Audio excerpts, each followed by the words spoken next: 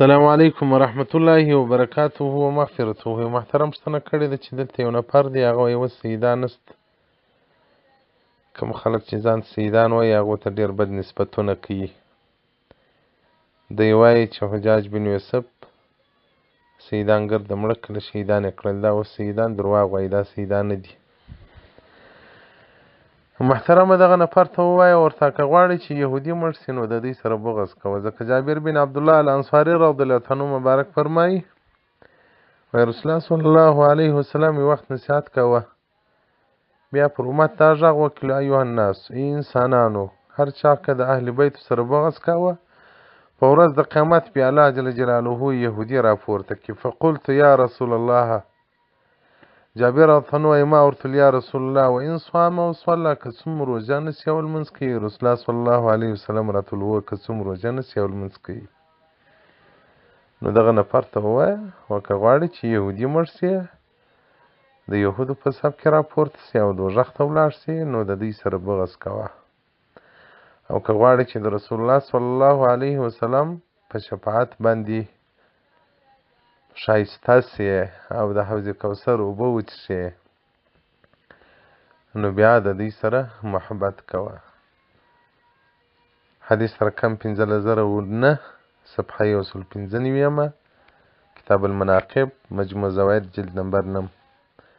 محترم سیدان ستا، الله جل جلاله د اهل بیت محبت را نصیب کړي. نو خو د اهل بیت خپرونه تاسو نه اورئ، فضایل د اهل بیتو.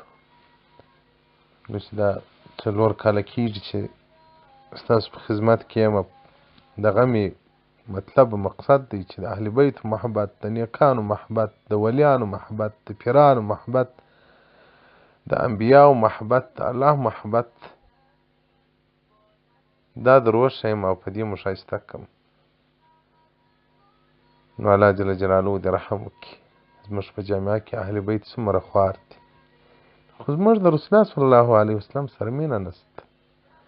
که مو مینه وای د هغه د ورثهو سره به مو هم محبت وای چې علما دي، او دغه د اهل بیتو سره به هم محبت وای چې سیدان دي. الله جل جلاله دې د اهل بیتو محبت را نصیب کړي. یو وخت ابوبکر صدیق رضی الله مبارک و علی رضی الله عنه مبارک ته داسې وکتل او ویې خندل.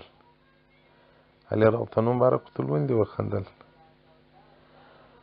ابوبکر صدیق رضی الله مبارک وایي د رسول الله صلی الله علیه وسلم څخه ما اورېدلي دي چې هغه به ویل چې علي رضی الله عنه به په ورځ قیامت پر حوض کوثر ولاړ وي، پل سیرات باندې به ولاړ وي، دغه مؤمنانو ته به هغه اجازتنامه ورکوي چې پر پل سیرات باندې تېر شه. نو چې دی اجازتنامه نه کې ور، هغه ټکټ نه کې ور، پر سیارات باندې نه شي تللی، دوزخ ته به ولیږي. علي رضی الله عنه مبارک ورته وخندل، ویل ما هم د رسول الله صلی الله علیه وسلم څخه واورېدل چې ما ته یې وویل چې علي ته به پل سیرات ولاړې، خلکو ته به دې ټکټان ورکوې د جنت، او هغه چا ته به ټکټ نه ورکوې چې د ابوبکر صدیق او د عمر رضی الله محبت نه وي ورسره. نو ګوره محترمینو، خلفای راشدین ټول صحابه کرام د دې محبت پر موږ فرض دی، د دې محبت پر موږ واجب دی. الله دې مو د دوی تر نامه قربان کړي. الله دې د دوی مینه دومره په بدن کې را پیدا کړي چې خوب مو هم د دوی په محبت کې، راپورته کېدل مو هم د دوی په محبت کې. که د دوی محبت را سره و نو ګوند د رسول الله صلی الله علیه وسلم قبول کړي. که د دوی محبت نه و هلاک. والسلام علیکم ورحمة الله وبرکاته.